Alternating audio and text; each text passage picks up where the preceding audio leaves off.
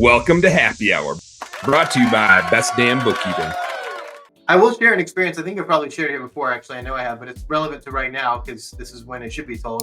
Is at the beginning of the season, right now. And if you guys have a different experience, share yours because I like your perspective as well. Everybody that runs a seasonal business, all the industries I just named, have been sitting around just waiting for this moment, right? Like something's going on, it's ready for spring. And so everybody who hasn't worked is answering their phone. They're not booked out for 3 weeks. They're ready to roll. Their technicians are ready. And the closing percentage is going to be a little bit lower. Cost per lead is going to be a little bit higher. And if you're taking too long to get to quotes, estimates, jobs, you're going to lose a lot of work. What's going to happen is truck in a truck, single person operations, they're going to get full, fat and happy by the first week in May. They're booked out until July. They're out of the game, which is why the more successful, 500K plus companies really thrive in May, June, July, because all the tiny people are out of the game.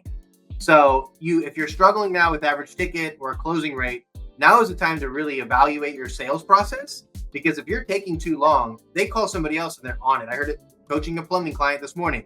Very similar experience. They said, we're going to be there tomorrow at 3:00. Showed up the next day at 3:00. The work is actually being done. So you cannot wait too long to close that loop and get to your customers as fast as possible, right? I really like, to that point, this time of year, like the first go at it is when I love to hit the client list, because the market is just starting to look, but people are ready to buy, especially when you get a little bit longer days, a little more sunlight and vitamin D. I mean, it's hilarious. And Sean knows this better than anybody from back in the day when we were running maid service companies together in like the northern tier of the US. I mean, you would think half the people in the country had died the way January and February went in the maid service industry.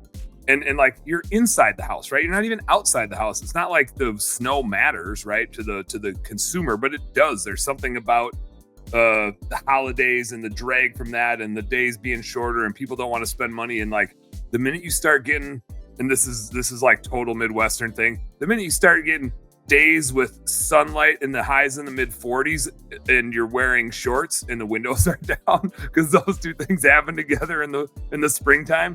It's in the 40s, it's shorts weather, windows are down. The phone just starts ringing, and it doesn't matter what you're selling.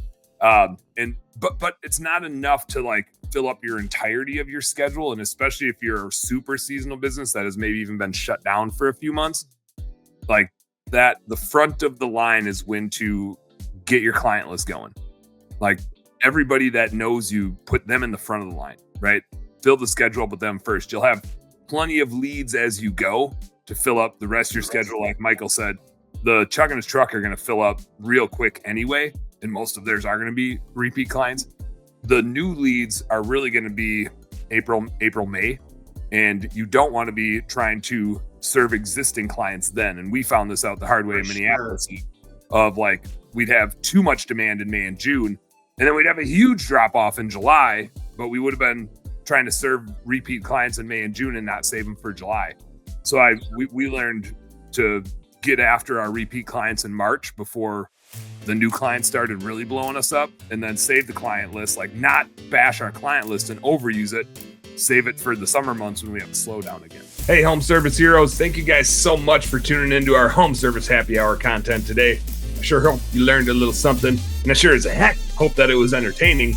If you did find it fun and entertaining, make sure you like and subscribe to the channel for more cool, fun, entertaining business content. And speaking of which, stay tuned. There's a little more here and a little more right here. Check it out.